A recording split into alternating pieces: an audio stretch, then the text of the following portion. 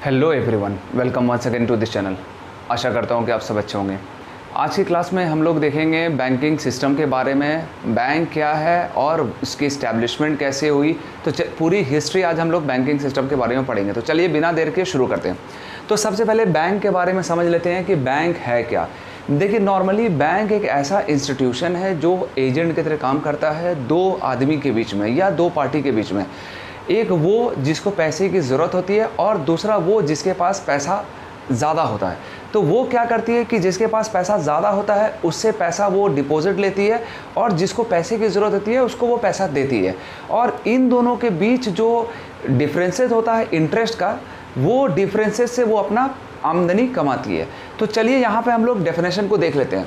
तो बैंक क्या है? Bank is an institution which act as an agent between people having surplus money and those who are in need of money. Clear? अब यहाँ देखिए कि the main source of income for it is the difference of interest between borrowing and lending. इसका main कमाने का जरिया क्या है कि वो इंटरेस्ट जो ये देता है और लेता है, देता है जिसको लोन प्रोवाइड करता है उससे वो इंटरेस्ट लेता है, और जिससे पैसा एक्सेप्ट करता है उसको वो इंटरेस्ट देता है। तो वो जो डिफरेंसेस होता है वही इसका मेन जरिया होता है बैंक का कमाने का। तो हम लोग एक एग्जांपल के तौर पर देख लेते हैं कि एक लड़का है शोएब। अब इसके पास सरप्लस पैसा है। तो ये बैंक ने क्या कहा कि आप मेरे पास डिपॉजिट रखो, मैं आपको जितना डिपॉजिट रखोगे उससे 6% ज़्यादा आपको पैसा दूंगा। तो शोएब ने अपना जितना भी सरप्लस मनी था बैंक में डिपॉजिट कर दिया, ये सोच कर कि ये बैंक जो है इसको 6% ज़्यादा देगी। अगर 100 रुपया ये रख रहा है तो इसको 106 रुपया वापसी मिलेगा। अब ये बैंक पैसा यहाँ से डिपॉजिट ले लिया। अब होता क्या है कि ये दूसरा बंदा जो इसको ज़रूरत होती है पैसे की, वो बैंक को अप्रोच करता है तो बैंक उसको पैसा प्रोवाइड करती है।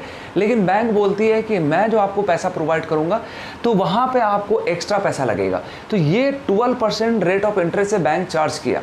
तो अब ये यहाँ पे पैसा, इसने जो पैसा लिया तो इसने दिया 6% एक्स्ट्रा, और यहाँ पे ये जो पैसा फिर इसको बैंक प्रोवाइड कर रही है तो ये इससे 12% ले रही है। तो ये 12% माइनस 6%, जो 6% रेस्ट अमाउंट जो बच रहा है यही बैंक का कमाने का ज़रिया है। तो ये मेन फंक्शन होता है बैंक का, accepting deposit and lending money. मतलब एक तरह से पैसा जमा करना और दूसरे तरफ पैसा को लोन के तौर पे देना। ये तो बैंक हो गया और उसके कमाने का जरिया हो गया। चलिए अब हम लोग ये देख लेते हैं कि दुनिया में सबसे पहला बैंक कहाँ आया। तो दुनिया में सबसे पहला बैंक को लाने वाला देश वो इटली था। 1157 ईस्वी में बैंक ऑफ इटली ने बैंक ऑफ वेनिस के नाम से एक बैंक इस्टेब्लिश किया, और पहला मॉडर्न बैंक भी लाने वाला इटली है जो 1406 ईस्वी में बैंक ऑफ सेंट जॉर्ज के नाम से उसने इस्टेब्लिश किया था। ये तो खैर वर्ल्ड की बात रही। अब इंडिया में बैंकिंग सिस्टम को फ्लरिश किया था यूरोपियंस ने। ईस्ट इंडिया कंपनी जब ट्रेड के लिए आई थी तो उसी ने बैंकिंग सिस्टम को फ्लरिश किया था। तो हम लोग इंडिया में देख लेते हैं कि पहला बैंक कब इस्टेब्लिश हुआ था। तो इंडिया में सबसे पहला बैंक इस्टेब्लिश हुआ था बैंक ऑफ हिंदुस्तान के नाम से, वो 1770 ईस्वी में। वो अलेक्जेंडर एंड कंपनी ने बैंक ऑफ हिंदुस्तान इस्टेब्लिश किया था 1770 को। और उसके बाद फिर दूसरा बैंक जो इस्टेब्लिश हुआ था वो था general bank of India in year 1786। ये दूसरा बैंक था। अब हुआ क्या कि ये दोनों बैंक कुछ पीरियड ऑफ टाइम के लिए चला, लेकिन कुछ कारणवश ये बैंक बंद हो गया। अब उसके बाद क्या हुआ कि ईस्ट इंडिया कंपनी ने बैंक ऑफ कोलकाता की इस्टेब्लिशमेंट की। 1806 ईस्वी में बैंक ऑफ कोलकाता के नाम से ईस्ट इंडिया कंपनी ने इस्टेब्लिश किया, और बाद में इसी बैंक ऑफ कोलकाता को रीनेम्ड कर दिया था 1809 में बैंक ऑफ बंगाल। तो कभी कभी क्वेश्चन यहाँ से ही पुट अप हो जाते हैं कि बैंक ऑफ बंगाल किस ईयर में रीनेम हुआ था, मतलब कि बैंक ऑफ कोलकाता किस ईयर में रीनेम होकर के बैंक ऑफ बंगाल हुआ था। तो वो 1809 में। अब देखिए उसके बाद बैंक को फ्लरिश किया, फिर दूसरा एक बैंक इन्होंने इस्टेब्लिश किया था बैंक ऑफ बॉम्बे के नाम से 1840 में, और तीसरा बैंक ऑफ मद्रास 1843 में। ये तीनों बैंक प्रेसिडेंसी बैंक कहलाता था। उस समय का ये प्रेसिडेंसी बैंक था। ये तीनों ही बैंक उस समय के गवर्नमेंट को सपोर्ट करता था, गवर्नमेंट का सारा जितना भी बैंकिंग से और इकोनॉमी को हेल्प आउट करने के लिए ये तीनों उसको सपोर्ट करता था। अब यहाँ इसके बाद से फिर बैंकिंग सेक्टर में रिवॉल्यूशन आने लगा, धीरे धीरे बैंकिंग सेक्टर उठने लगा और नया नया बैंक की इस्टेब्लिशमेंट होने लगी। तो 1865 में इलाहाबाद बैंक इस्टेब्लिश हुआ और 1894 में पंजाब नेशनल बैंक इस्टेब्लिश हुआ। ये वो बैंक था जो कि इंडियन कैपिटल से शुरू हुआ था और इसका मैनेजमेंट भी इंडियन पीपल के ही हाथ में था।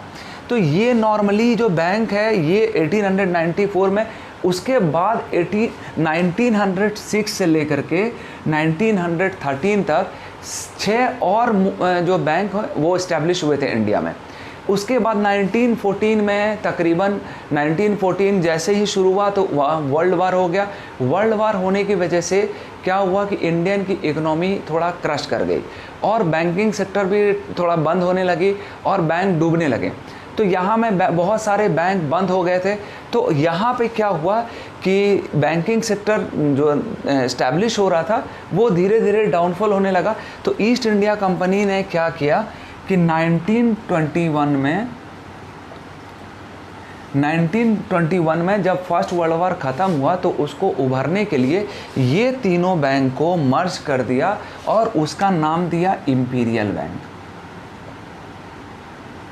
इंपीरियल बैंक ये वो बैंक था जो प्रेसिडेंसी बैंक, जो तीनों प्रेसिडेंसी बैंक था,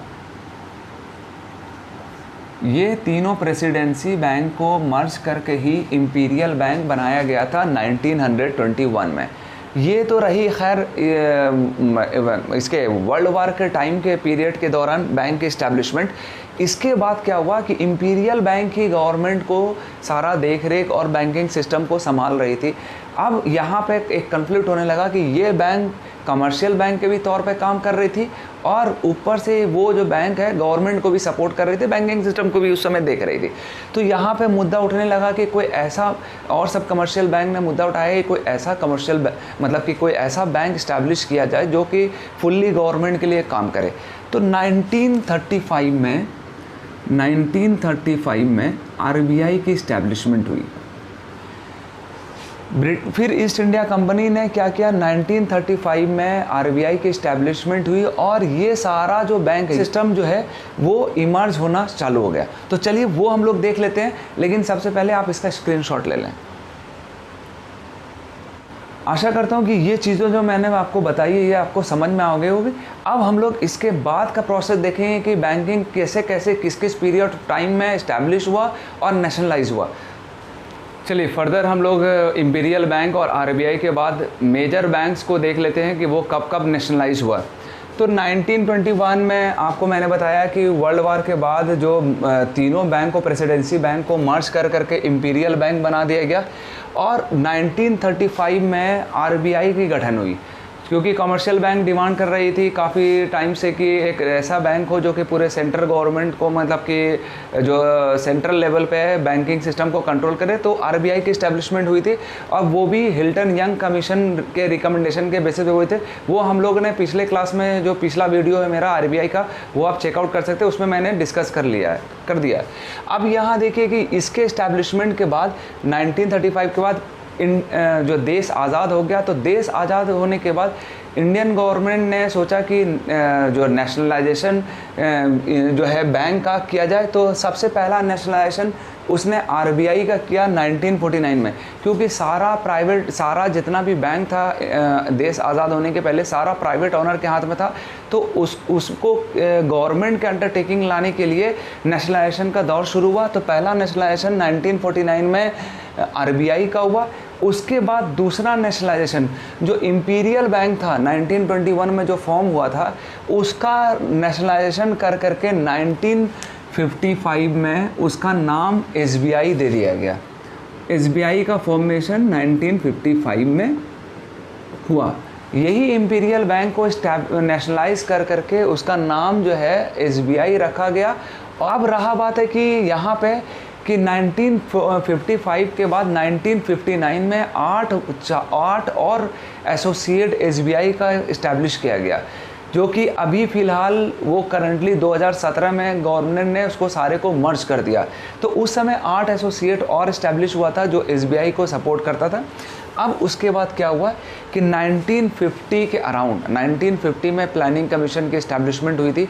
तो प्लानिंग कमीशन के इस्टेब्लिशमेंट होने के बाद गवर्नमेंट ने सोशल ऑब्जेक्टिव्स तैयार किए थे अपलिफ्टमेंट के लिए, गरीब तबके को या फार्मर्स को या आर्टिशियंस वगैरह को प्रमोट करने के लिए कुछ सोशल ऑब्जेक्टिव्स किए थे, जो कि कमर्शियल बैंक का गवर्नमेंट ने हेल्प मांगा और गवर्नमेंट को कमर्शियल बैंक वो हेल्प प्रोवाइड करने में नाकाम रही, जिसके वजह से गवर्नमेंट की जो उस समय प्राइम मिनिस्टर उस समय की जो प्राइम मिनिस्टर थी इंदिरा गांधी, उन्होंने क्या किया, सारा बैंक जो कि बेस कैपिटल 50 करोड़ का था सारे को नेशनलाइज कर दिया, उसमें अपना इन्वेस्टमेंट किया और सारे को नेशनलाइज कर दिया। और उस नेशनलाइजेशन में 1969 में 16 बैंक शामिल था जो कि बेस डिपॉजिट उसका 50 करोड़ था। और ये नेशनलाइजेशन के बाद वो जो है दूसरा फेज जो नेशनलाइजेशन का इंदिरा गांधी ने किया वो 1980 में 4 और बैंक को नेशनलाइज कर दिया जिसका बेस करोड़ 200 था।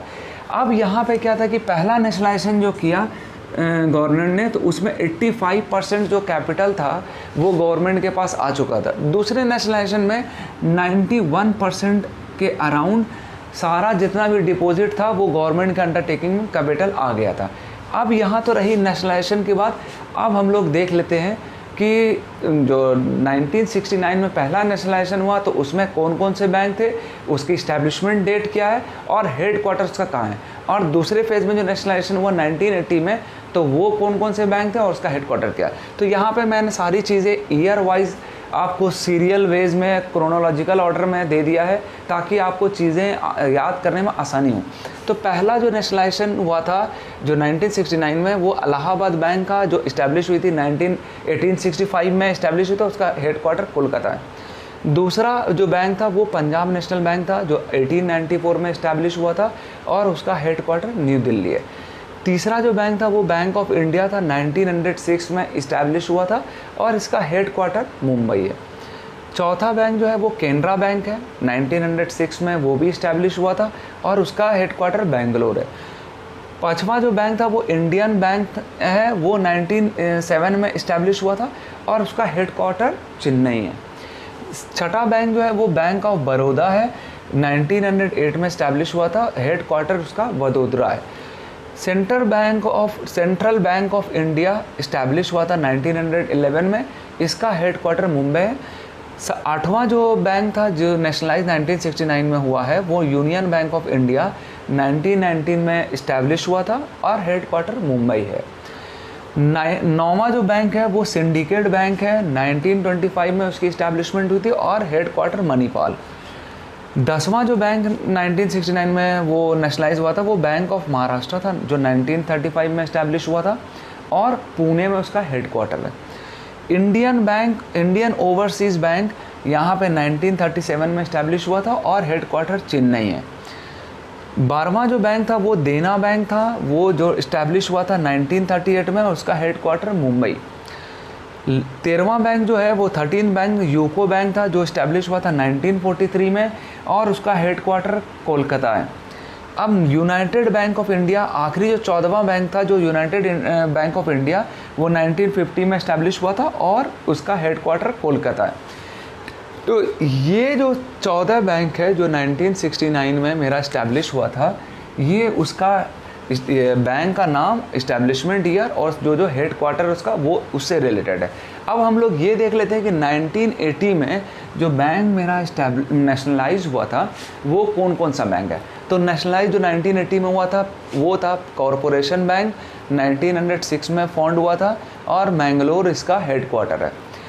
दूसरा bank Punjab and Sind bank जो कि 1908 में इस्टेब्लिश हुआ था और इसका हेड क्वार्टर न्यू दिल्ली है। अब आंध्रा बैंक जो कि इस्टेब्लिश 1923 में हुआ था और इसका हेड क्वार्टर हैदराबाद है। अब विजया बैंक 1931 में इस्टेब्लिश हुआ था, हेड क्वार्टर बेंगलोर है। क्लियर। अब ये जो पांचवा बैंक है वो ओरिएंटल बैंक ऑफ कॉमर्स है, 1943 में इस्टेब्लिश हुआ था, इसका हेड क्वार्टर न्यू दिल्ली है। और आखिरी छठा बैंक जो था वो bank new bank of India जो कि मर्ज होकर के पंजाब नेशनल बैंक के साथ विलय हो गया और पंजाब नेशनल बैंक के नाम से वो चलने लगा। क्लियर है? अब यहाँ ये तो रही मेरी बैंकिंग स्ट्रक्चर जो कि 2 फेज़ में नेशनलाइजेशन हुआ।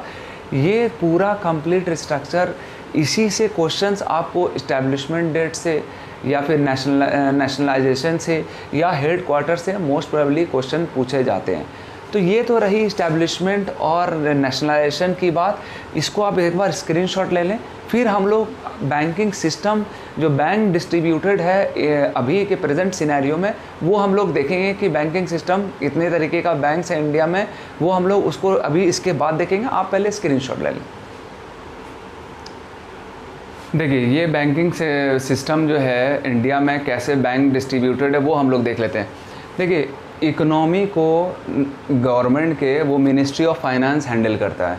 इंडियन इकोनॉमी को जो होता है, इंडिया की जो इकोनॉमी है उसको मिनिस्ट्री ऑफ फाइनेंस हैंडल करता है।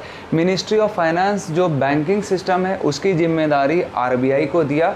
आरबीआई क्या कि पूरे बैंकिंग सिस्टम को संभालने का काम जो है वो आरबीआई करती है। अब आरबीआई तो बैंकिंग सिस्टम को संभाल रही है। अब बैंक को हम लोग देख लेते हैं कितने पार्ट में होता है। बैंक मेरा 2 तरीके का होता है, एक होता है शेड्यूल बैंक, दूसरा नॉन शेड्यूल बैंक। अब देखिए शेड्यूल बैंक कौन सा बैंक होता है? शेड्यूल बैंक वो बैंक होता है जो आरबीआई के 2nd शेड्यूल एक्ट में रजिस्टर्ड हो, और उसमें रजिस्टर्ड होने के लिए 2 क्राइटेरिया बैंक को फुलफ़िल करना पड़ता है। पहला क्राइटेरिया वो होता है कि 5 लाख का पेड अप कैपिटल होना चाहिए। दूसरा कि वो आरबीआई को सेटिस्फाई करे कि बैंक जो है कस्टमर के बिहाफ में या कस्टमर के फेवर के लिए काम कर रही है, कस्टमर के इंटरेस्ट के लिए काम कर रही है। ये दोनों जो फुलफिलमेंट हो जाता है तो आरबीआई के 2nd एक्ट शेड्यूल एक्ट में रजिस्टर्ड हो जाता है और वो शेड्यूल बैंक कहलाता है। ये शेड्यूल बैंक बनने के बाद आरबीआई उसको बहुत सारी फैसिलिटीज़ प्रोवाइड करती है। तो यहाँ पे ये शेड्यूल बैंक हो गया, ये नॉन शेड्यूल बैंक हो गया। अब देखिए शेड्यूल बैंक मेरा कितने तरीके का है? तो शेड्यूल बैंक 2 तरीके का होता है, शेड्यूल कमर्शियल बैंक और शेड्यूल कोऑपरेटिव बैंक। अब देखिए कमर्शियल बैंक और कोऑपरेटिव बैंक में क्या अंतर है? कमर्शियल बैंक प्रॉफिट के लिए काम करता है, कोऑपरेटिव बैंक नॉर्मली प्रॉफिट के लिए काम नहीं करता। अब देखिए यहाँ कमर्शियल बैंक मेरा कितने तरीके का है? तो कमर्शियल बैंक में मेरा पब्लिक सेक्टर बैंक आता है, प्राइवेट सेक्टर बैंक आता है, रीजनल रूरल बैंक आता है और फॉरेन बैंक आता है।